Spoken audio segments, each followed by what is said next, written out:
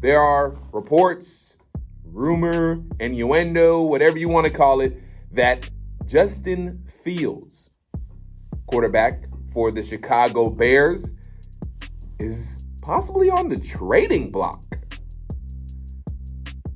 Now, of course, we all know the Atlanta Falcons had the opportunity to draft Justin Fields with the 4th overall pick a few years back, and instead they drafted Kyle Pitts.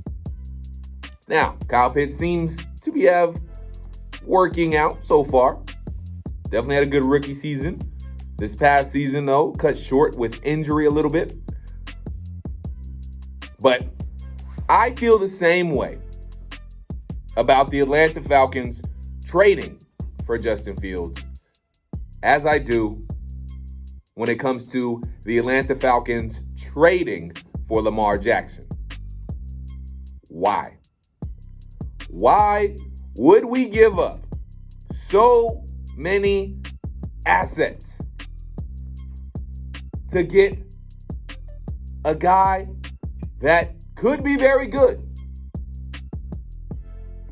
and put him on an incomplete team? Now, Lamar Jackson is one thing.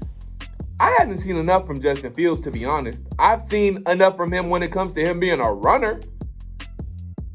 But have you seen enough from Justin Fields as a passer to tell me he's worth some picks? And oh yeah, by the way, he's going to have to get paid too. Now, he's not going to be a crazy contract, but he's going to have to get paid and he's going to want some money. And even though he's not going to be at the top of what quarterbacks are getting these days, he's not going to be necessarily in the upper echelon of what quarterbacks are going to want in this free agent market. But you're having to give up draft capital and you're going to have to give up money to get Justin Fields or Lamar Jackson. It doesn't make sense. I'll address Justin Fields first. Number one, I just said it. To me, Justin Fields has not shown me enough as a passer. He's got the skills to do what he needs to do with his legs. I've seen that. I know that works for him. But I haven't seen enough from Justin Fields when it comes to his arm. And if I'm giving up draft capital and I'm having to give this man a contract sooner rather than later, I need to see both things from him. Can't just be the legs. I need the arm too, Justin. When you talk about what Justin Fields did this year, second year in the league, he was 192 for 318. So that is a 60% completion percentage. Low 60s is considered bad, and he's at 60. He threw for 2,242 yards. Guys like Matt Ryan in the past, really still now. Guys like Patrick Mahomes, Josh Allen, they're throwing for like 5,000 yards. And I know he's not a Patrick Mahomes or a Josh Allen by any stretch of the imagination, but he didn't even throw for 3,000 yards. And I understand maybe he doesn't have the best weapons, but last time I checked, Cole Kmet was a pretty good tight end. They traded for Chase Claypool at the trade deadline. He's supposed to be, at least in his mind, a top 5 receiver? Top 15? Darnell Mooney. He apparently loves Darnell Mooney. Well, 2,242 yards. 17 touchdowns, but 11 interceptions. He has not proven to me that he is a good passer. Now, there's been progression. He got a little bit better from last year. Only threw for And now he played in 12 games last year, played in 15 this year.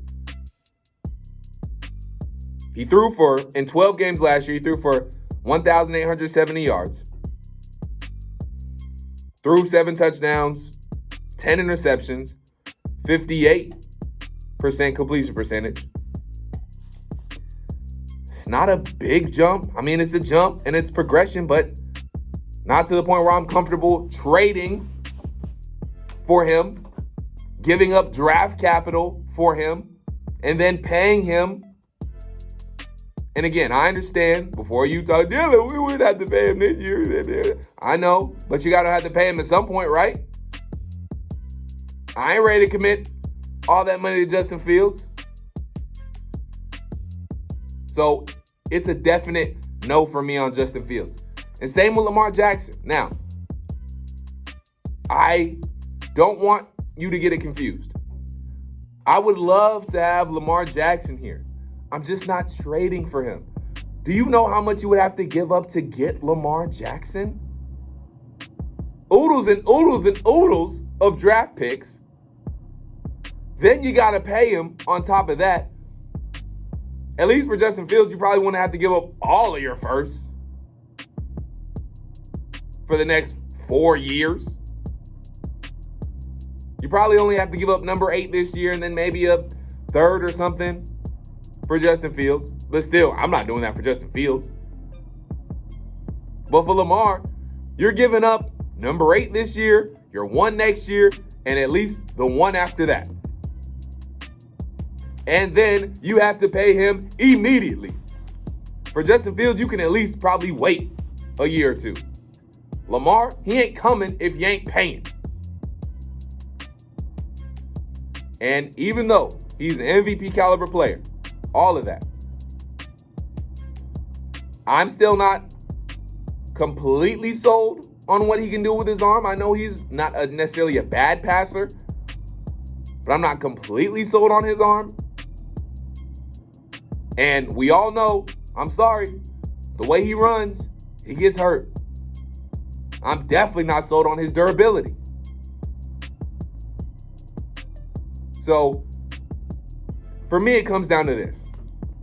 Unless you are trading for Patrick Mahomes or Josh Allen, and last time I checked, neither one of those 2 guys are going to be available anytime soon, or if ever, at least while they're worth something.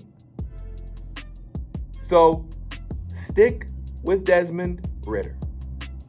If I'm Terry Fontenot, if I'm Arthur Smith, I'm sticking with Desmond Ridder. Build this team. Put everything you possibly can around Desmond Ridder, and I think he will be just fine. And again, you've heard all the shows talk about it. The NFC South is going to be possibly the weakest it's ever been this year. Desmond Ridder is the best quarterback in the NFC South right now. So you can make the playoffs. And right now, when it comes to next year, sure, anything can happen. I know this could be a Super Bowl team. But for me personally, I only want to see the Atlanta Falcons make the playoffs next year. I think that is very realistic, especially if we do what we need to do and hit home runs in free agency, hit home runs in the draft. We can be a playoff team with Desmond Ridder at quarterback. With the strength of the NFC South, all the money we have, and the number 8 overall pick, we can be a playoff team next year with Desmond Ridder. But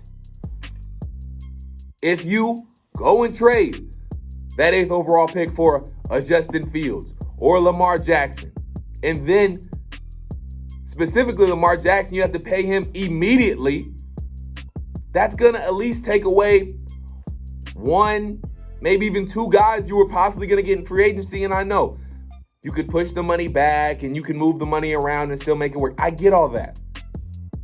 But are you ready to do that when you literally just got free of the shackles of the Matt Ryan and Julio Jones contracts? I'm not ready to do that yet. I don't know about you. I want to see this team build it up from the inside out, build up the offensive line, build up the defensive line through free agency and the draft, get everything you need around a quarterback. Then you can talk about if Desmond Ridder is not the guy, which I think he can be, and I'm hoping he will be. I'm still not sure. It's only been 4 games. I do understand that. But at least give the guy a year to show what he's got. Because at this point, yes, we don't know if he's the guy. But on that same token, we don't know. Maybe he is the guy. Maybe we have our own version of maybe not a Lamar Jackson or a Patrick Mahomes, but maybe we have our own version of a Russell Wilson or a very fine quarterback and a very good quarterback that can go win you a Super Bowl with the right team around him. Maybe we have that guy, but if you go get Justin Fields and you go get Lamar Jackson, you will never know. And then you wasted assets, you wasted draft capital, and you probably waste money when you possibly have the guy already in your building. That's my point. Just wait. Wait and see. Build the team the right way first. Let Desmond Ridder do his thing. Let him earn his spot. Give him his fair shot. Give him his fair shake. And go from there. I think that should be the play for the Atlanta Falcons. But that's just me. That's just me.